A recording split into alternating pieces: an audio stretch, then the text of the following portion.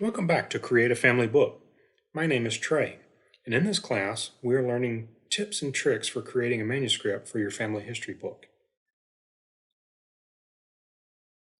In the previous two sections, we talked about how to get started creating your family history book by discussing how to organize your information, the characteristics of a well-written book, and a discussion of the different types of books. In this video, we're going to discuss document formatting for best results. Your style.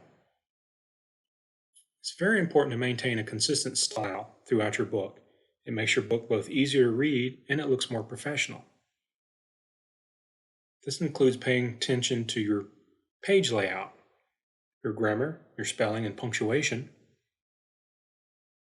the font type and the size that you choose, as well as your numbering and abbreviations throughout the book. In the parts of your book, the front matter is typically numbered with Roman numerals. This will include your title page, copyright page, your dedications, your table of contents, a list of charts, illustrations, or maps. So consider if you're doing a genealogy history book, you might include a genealogical chart or a family tree. Also includes your foreword or your preface. In the main body, which is numbered normally, 1, 2, 3, etc., you'll find your introduction, the main body text of your book, your epilogue, and your afterword. Your back matter will include acknowledgments, your appendices, which are collections of supplementary materials supporting documents or data. You may include your notes. You might include a glossary. A glossary defines terms the reader may not understand. You'll include your bibliography or reference list. This is a list of all the resources you used in creating the book. It's important to use standard citation formats. Chicago or Turabian are preferred formats. Your index or indices. These are alphabetical lists of names, places, subjects with the page numbers of where they can be found in your book. Other things could include an abbreviation list or a chronology. Standard book sizes, if you're going to do a photo book, for a small photo book, might be 5 inches square. If you're going to do a larger photo book, might be 7 inches square.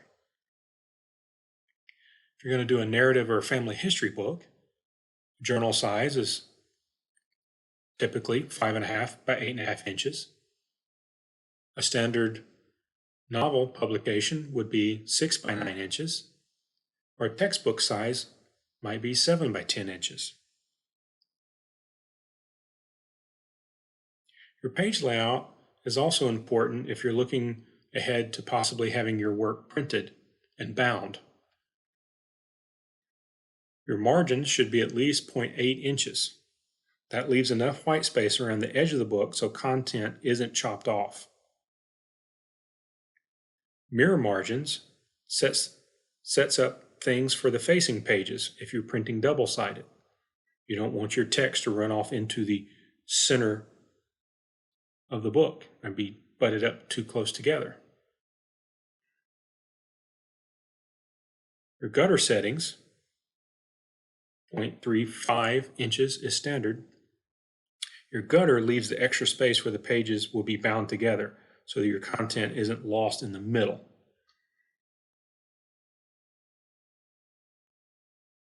Your header and footers.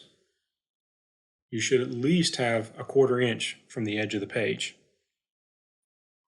Your line spacing is for readability, should be at least 1.15 to 1.25 inch line spacing for readability, as the two examples in the center. The 1.0 line space is just too too tight and too hard to read, as the example on the far left. Example on the far right is an example of too much space, where you have your line space spread out too much. Your page numbering should be centered or aligned to outside margins.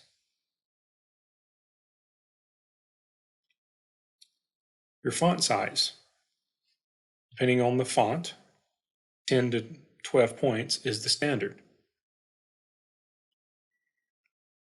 Title, chapter, headings, etc. can be slightly bigger font if desired. Examples of some typical fonts in publication: Times New Roman, Garamond, Arial, or Tahoma.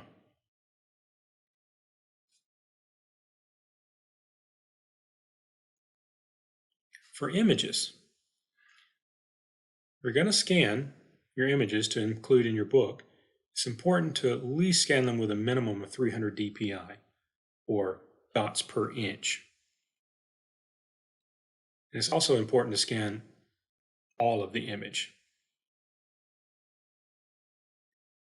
If you're looking to restore or colorize your images, lynda.com has a number of tutorials for using different software to affect your restoration or colorization project on your images.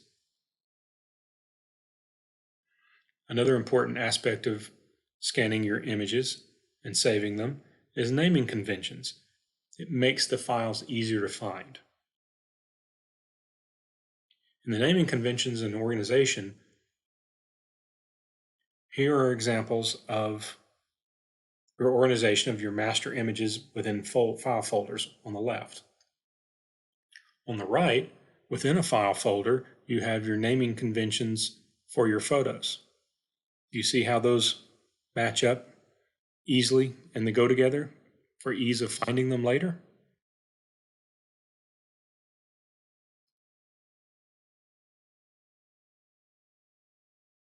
Family challenge. Look at old family photos. Or you can call it fun with family photos. Look at your old family photos. Ask family to share their stories about the photos. Who took the picture? Where was the photo taken? When was the photo taken? Don't forget to take notes.